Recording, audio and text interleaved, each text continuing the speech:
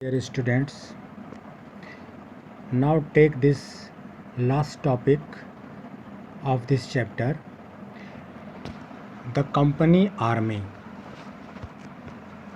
Dear students, the power of British rule was rested on its military strength.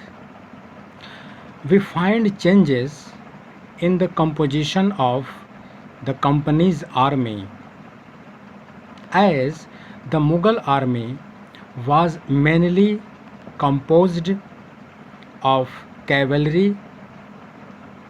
Cavalry means trained soldiers on horseback, and infantry. Infantry means paddle or foot soldiers.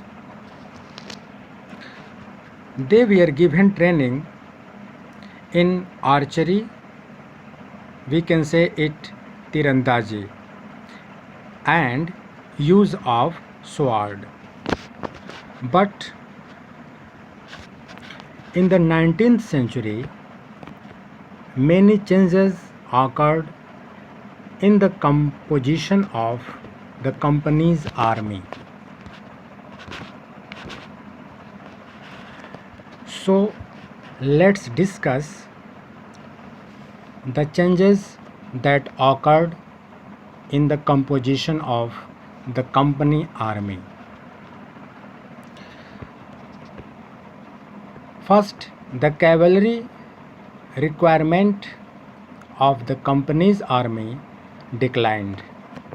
Second, now the soldiers were armed with muskets and matchlocks. And third, infantry regiments became more important,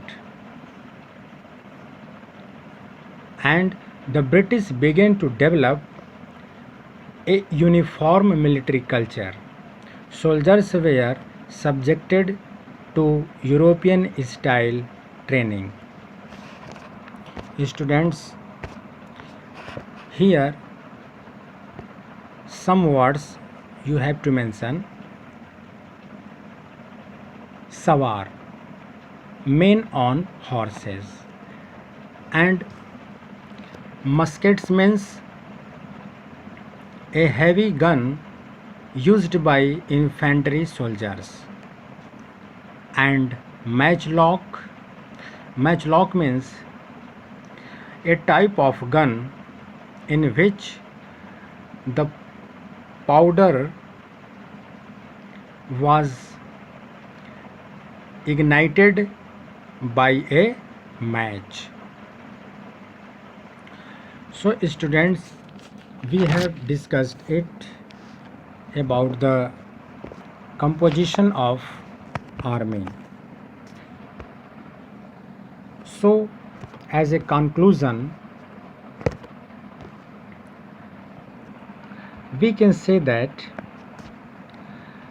the East India Company was transformed from a trading company to a territorial colonial power. The arrival of new steam technology reduced the journey time. By 1857, the company came to exercise direct rule over about 63% of the territory and 78% of the population of the Indian subcontinent. So students, after the end of this chapter, here is a reference of slave trade in South Africa. Read this paragraph carefully about the slave trade. When people were captured and sold in slave markets. When slavery ended in 1834, there were 36 1774 privately owned slaves at the Cape, located at the southernmost tip of Africa.